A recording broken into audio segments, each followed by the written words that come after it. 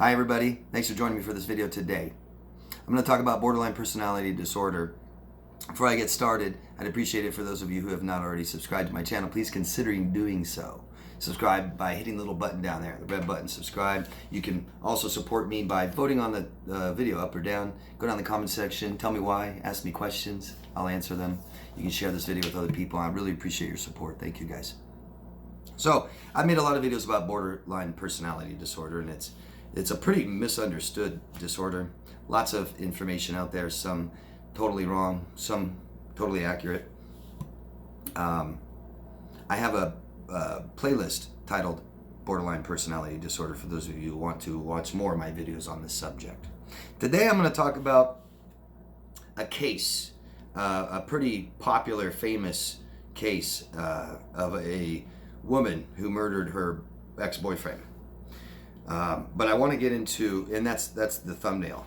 If you guys don't recognize the thumbnail, that's Jodi Arias and Travis Alexander. Relationships characterized by unstable and intense, with extremes of idealization and devaluation, trauma. These are the kind of relationships you will have with someone that has borderline personality disorder.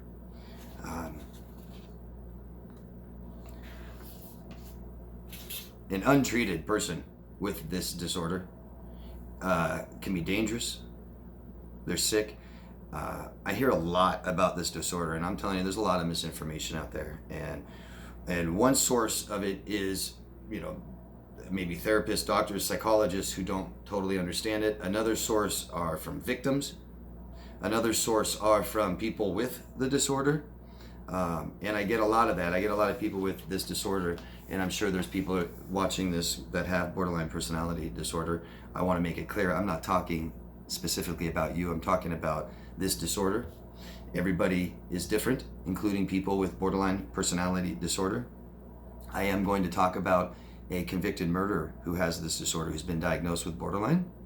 But that does not mean I'm talking about you. And I get a lot, that's what I get the most people from. When I talk about borderline, I get a lot of people with the disorder that defend themselves, and you don't need to. You're more than welcome to tell me where I am wrong about the disorder, but you don't need to tell me how you're not that. Okay? There's a very specific criteria that you have to meet to have this disorder. And it doesn't mean that you have every single trait of borderline, or that anybody that talks about borderline, that it's you, that you exhibit these traits. Okay? And also the idea, or a lot of people in psychology believe that this disorder can be treated.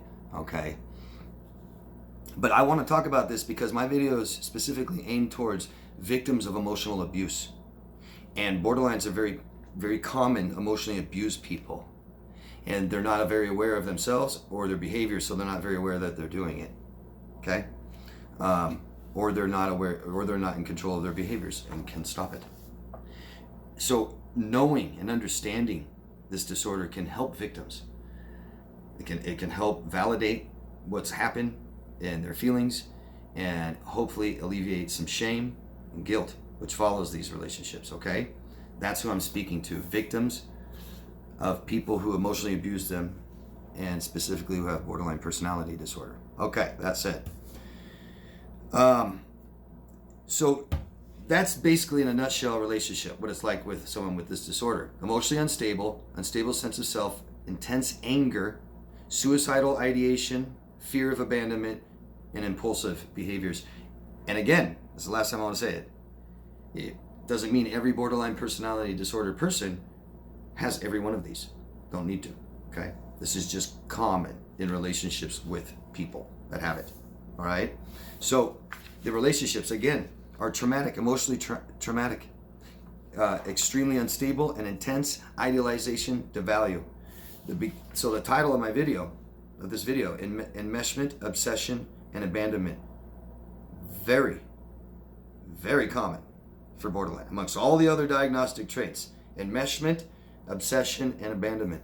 And I'm going to talk about that today and show you how even in this case. And so another thing I want to say is, a lot of people believe that Jodi Arias is antisocial, sociopath, psychopath. I don't know. My opinion is no. My opinion is I agree with the diagnosis of borderline personality disorder for many reasons. Many reasons I see that she's not antisocial and I see that she's borderline. And I want to be clear. People say, well, borderlines don't murder people. Well, 90% of psychopaths and sociopaths don't either. The ones you see on TV do not fairly represent people with antisocial personality disorder. Absolutely not. It's a spectrum. And they're absolutely not functional at all. And there's most sociopaths, psychopaths can be functional in society. Okay? So borderline, anybody, you can say almost anybody's capable of killing, pulling a trigger, stabbing somebody, things like this. So that's just a real bad argument that borderlines don't do this. Like you're speaking for all, or maybe you're speaking for yourself. I'm not talking about you. You can see how much I've had to deal with this. Okay. So when you have somebody who's not self-reliant and has no sense of self, that idealizes people, like we all do, but they're intense. When you have no self, you idealize more. The less self-awareness you have, the more you idealize. The less reliant you are on yourself and dependent on others, and this is emotional, might be hard to understand for some of you, but the more you idealize. I can't achieve this, I want this. It's like fantasizing about money or jobs and stuff like this, the good life, right? Usually we do that if we believe we can't attain that. Very common to fantasize about being a multimillionaire when we're younger. Not so much when you get older because you realize that's not what you truly value. I hope. But it's common to fantasize about something you don't believe you can attain yourself. And that is kind of the core value of idealization. We all want something, and it's not something I can just go and create an event on my own. I need someone else to do that. See? I need another person, right? So idealizes. No self. Idealizes means they want to be you. They see all these great traits in another person that they can't attain, that they can't have. They're not in control of their behaviors. They have a lot of shame. Feel like I'm a bad person. Wants to be you. So they will idealize and believe you have all these traits, that you're just incredibly amazing. They'll put you on that pedestal. And it's really what they want to be. Okay? And so they mirror. Absolutely mirror. Me too. They made borderlines real common to not tell you anything about themselves at all. Totally secretive. Not even want to talk about themselves in conversations. But they're also very narcissistic. Can be. Spectrum. Okay? A lot of people believe that people that are borderline are actually narcissistic, for sure. A lot of things are narcissistic. Mental health becomes narcissistic. Depression can be narcissistic. So they mirror you. And this is how they find like their own identity. This is who I am. Meaning, I am only complete with you. I am you. The victim tries to be the idealized version. Right? When you have somebody telling you how freaking amazing you are, it's not easy to try to not live up to that. We begin to live up to that. These are the beginnings of like a parent, right? Kind of, telling you you're great, you're doing a great job, keep going. Yeah, you want to keep doing that. Pleasing, people pleasing. We lose ourselves. Victims will lose themselves, and now we become enmeshed, where the borderline finds their identity through you, but you start to lose your identity. So the borderline in a relationship with you now, idealized you, feels amazing to them. They let you know. It can go from no life to having a life. No identity, no self, to identity and self, to love. No self-love, I get love from you. From no reason to live, for your every reason to live. It may not tell you that. Borderlines have been known to completely stay quiet, remember? Never tell you anything about themselves. This is obsession. This becomes obsession. This can be obsession in the relationship, and it can definitely become obsession after the relationship. And the major root cause of obsession is no life. No life and no sense of self. Nothing going on. right? I obsess on other people. Finding identity, finding self. It's saying what I have, I did not do. I have no control over this. Remember, again, I didn't create this. I needed you. This becomes fear of abandonment. I don't like myself. I have nothing to offer. I am now a self, have a self identity through you, but I have no control over this. Fear. Fear of abandonment, fear of losing it, fear of being taken away. And this can be perceived in so many different ways that's not really there. I said this a lot. Really, I mean, imagine you're completely financially dependent on somebody and they lose their job. Fear. Where you can't take care of yourself financially at all, and you have no school and no work and no history and nothing, you can't get a job, you're sure of it. Starts to become fearful, right? Of total dependence and reliance on someone else. That's why we don't do that in a relationship. This causes fear of abandonment in the borderline. And they can abandon in different ways. People, borderlines, they can abandon you emotionally. Stop telling you anything. Secrets. Sharing with other people. Cheat. They can abuse and hurt you. Hurt people hurt people. They're hurting. They'll hurt you. And this makes them feel safer. Devalue. Devalue is a way of keeping them safe. You're no good. You're bad.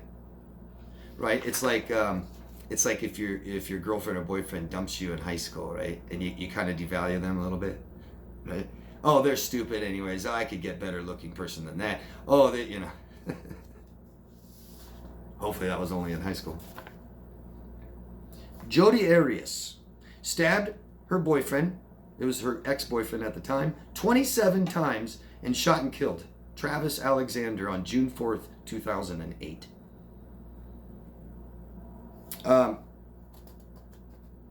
What I learned from just watching people speak about the relationship, so I guess it would be what they see, their perception of this relationship.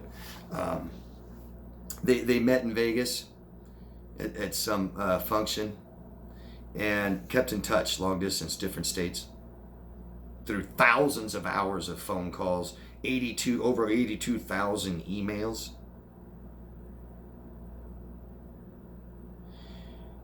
She says, we shared common interests and just drew closer. Now that's what she did. She has no interest. She has no self. She has no feelings. She has no values. She has nothing. Me too. And if you're excited about somebody, you don't mind trying to be more like them a little bit, right? You will not get to know someone through 82,000 emails. Not even 82 million. You can't get to know someone long distance. Relationships will not work long distance. I'm not saying they can't stay together. Any two people can try to stay together, call themselves together, whatever. It won't function. It's the biggest stress on a relationship. So how does one form like that? Can't happen. You can't get to know somebody like that. Okay? You can't get to know somebody on a dating site. You can't get to know somebody on social media, Facebook, by looking at their media, photos, friends telling you, their friends telling you, their mom telling you who she is. You can't get to know someone through emails or on the phone. Not enough. She told everyone how excited she was. So perfect. Just so excited. He's great. He makes me laugh. We have so much in common. Travis's friends and family warned him. He compromised his values. One, because I watched an hour of this, less than an hour, 30 minutes or something. But he was Mormon and ended the relationship because he said he's uncomfortable with premarital sex. It goes against his own values. He compromised that part of himself. So what did Jodi do? Became Mormon. As if that makes premarital sex okay. I mean, I don't care. But how does Travis process that? Travis ended the relationship and started a new one, and Jodi began stalking them in social media, going all the way to his house in Arizona. She was from California, walking in the garage on her own, hacking into his social media accounts, sitting outside and watching him, harassing the new girlfriend, slashing tires, letters, until one day she went to Arizona with a handgun. And she shot and killed Travis. In prison, cellmates have come forward and said that she has cried, telling them the story with tears, and has explained to people in prison she meant to kill the girlfriend. I don't know. I'm not excusing, please. Just telling you information that I heard, that I got. She's extremely narcissistic. She is. It's crazy. If you want to watch this case, it might upset you, frustrate you. I don't know. Bring up emotions, trigger you. But she's extremely narcissistic. I won't deny that. I mean, it's gross. She's getting ready for an interview about killing her boyfriend, and she's smiling and she's putting on her makeup. She's being interrogated by officers, and they leave the room and she starts doing headstands. Oh, she's something else. She disgusts me when I look at her. Ugh. But she was diagnosed with borderline personality disorder. And I see it 100%. 100% see it. Dangerous. And that's something to be aware of, guys. If you have pattern relationships that are people that abuse you, accuse you of things, and you're not reacting to those things and eliminating danger and going and talking to people who are trying to hurt you and accuse you and ruin your life, there's something wrong. There's something wrong when this is how we react to danger. Because I've met a lot of people who have gone back to people who have completely tried to kill them, ruin their life, put them in prison. Dangerous. People who have restraining orders, and they go see the person that has a restraining order on them. Get to know someone, guys. Get to know someone. That's something you have always in control of. Go slow. Tell people no. Literally, no, we don't need a date tomorrow night. No, I don't think, I have a life and I don't really need to be talking on the phone for hours every night. Get to know them. Talk to other people about your relationship. Talk to a professional. Know yourself. And that's the biggest thing ever. If you know exactly what you need and what you want and how you feel and what you value, the more you know it, the more it's right there in front of you. You can't make mistakes like this. And the biggest red flag that I hear a lot, guys, is mental health. Mental health. Mental health isn't about bad person, good person. Mental health is relationship might not work. It's a measure of my self-worth. Aren't we all worthy of healthy relationships? You can't have a healthy relationship with someone who's very unhealthy. So when someone tells you they've been diagnosed with a disorder, that means they can't have relationships with people. Man, they should at least be working on it.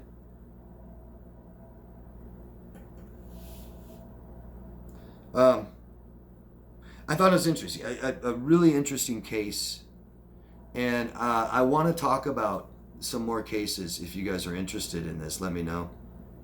I'm going to talk about cases that have been tried with convictions, so I don't get demonetized or shadow banned like I am about many other things here on YouTube. Got to be careful about everything I say, but I can talk about these cases that have already been to trial and have convictions. If you guys are interested, let me know. I'm not going to pick just random ones. There's just some ones out there that are just so interesting. Now, again, I want to say, this is an extreme case of someone with borderline personality disorder. People with borderline don't typically kill, murder, things like this. People with borderline can be typically very sweet, charming, nice, even empathetic. Okay? Let me know what you guys think of this video, please. I'd appreciate that. Let me know about your personal experiences with people with borderline and things like this. Let me know what you think of the case of Jody and Travis. And let me know if you want me to talk about other cases and bring some up if you want me to talk about that case and what I think. All right? Thanks, guys. Love yourself first. Ask questions. I'll see you next time. Bye.